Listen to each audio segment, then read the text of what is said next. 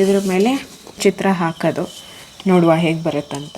ನೆನ್ನೆವರೆಗೂ ಎಷ್ಟಾಗಿತ್ತು, more than 12 hours ಆಗಿದೆ ಇದನ್ನಿಟ್ಟು. So ಇವಾಗ ಇದ್ರ ಮೇಲೆ ಸ್ಕೆಚಸ್ ಬರೆದಿಟ್ಕೊಂಡಿದ್ದೀನಿ. ಸೊ ಅದ್ರ ಮೇಲೆ ವೈಟ್ ಪೇಂಟ್ನ ಟ್ರೇಸ್ ಮಾಡ್ತಾ ಹೋಗೋದು ಸ್ವಲ್ಪ ಕಷ್ಟ ಇದೆ. ಮನೆ ದೇವ್ರನ್ನ ನೆನೆಸ್ಕೊಂತ ಹಚ್ಚುವ. ಇಷ್ಟು ತೆಳುವು ಲೈನ್, ಇನ್ನೂ ಎಷ್ಟು ಫಿಲ್ ಮಾಡಿ ಬರುವ. ಒಂದು 10 ನಿಮಿಷ ಎಫರ್ಟಲ್ಲಿ ಆಲ್ಮೋಸ್ಟ್ ಇಷ್ಟಾಗಿದೆ.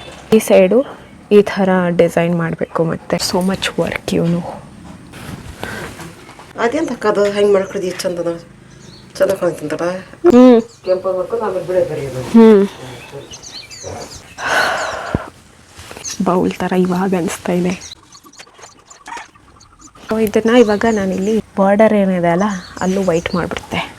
ಐ ಥಿಂಕ್ ಇದಕ್ಕಿಷ್ಟೇ ಸಾಕು ಅಂತ ಅನಿಸುತ್ತೆ. ನಾನು ಒಳಗಡೆ ಏನಾದರೂ ಬಿಡಿಸೋಣ ಅಂದ್ಕೊಂಡೆ, ಬಿಡಿಸಿದ್ರೆ ತುಂಬ ಜಾಸ್ತಿ ಅನಿಸುತ್ತೆ. ಹಾಲೋ ಥರ ಇರಲಿ ಅಂತ ಅಂದ್ಕೊಂಡು ಏನು ಹಾಕಿಲ್ಲ ಇದ್ರೊಳಗೆ. ಇನ್ನು ಏನು ಮಾಡೋದಿದ್ರು ಈ ಪೇರಿಗೆ ಮಾಡೋಣ, ಸ್ಕೆಚ್ ಮಾಡ್ಕೊಂಬಿಡೋಣ. ಇದು ಕೂಡ ಆಗಿದೆ ಇವಾಗ ಕಂಪ್ಲೀಟಾಗಿ. ಔಟರ್ ಕಾರ್ನರ್ಸ್ಗೆ ವೈಟ್ ಹೊಡೆದ್ಬಿಟ್ರೆ ಫಿನಿಶ್. ಎಲ್ಲದೂ ಅಸ್ಥೆಟಿಕ್ಸು, ಎಲ್ಲದೂ next level. Wow, because we are the cure of the world ಅಂತ ಹೇಳೋಕ್ಕಾಗಲ್ಲ. ಮಾಡರ್ನ್ ಪ್ರಾಬ್ಲಮ್ಸ್ ಒಂಚೂರು ಮಿಸ್ ಆಯಿತು, but I think that's okay. Done with painting. ಇದಕ್ಕೂ ಜಾಸ್ತಿ ಏನಾದರೂ ಮಾಡೋಕ್ಕೆ ಹೋದರೆ ಅದು ಇನ್ನೂ ಗಬ್ಬೆದ್ದು ಹೋಗುತ್ತೆ.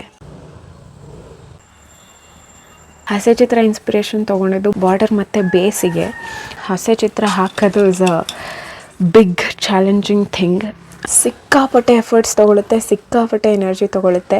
ಯಾರ್ಯಾರು ಹಾಕ್ತಿದ್ದಾರೆ, hats off to you all. ಇದನ್ನು ನಾನು ಕ್ರಾಕ್ರಿ ಥರ ಯೂಸ್ ಮಾಡ್ಕೋಬೋದು. ಮುಂದೇನು ವೀಡಿಯೋಲ್ಲಿ ಸಿಗೋಣ. Thank you.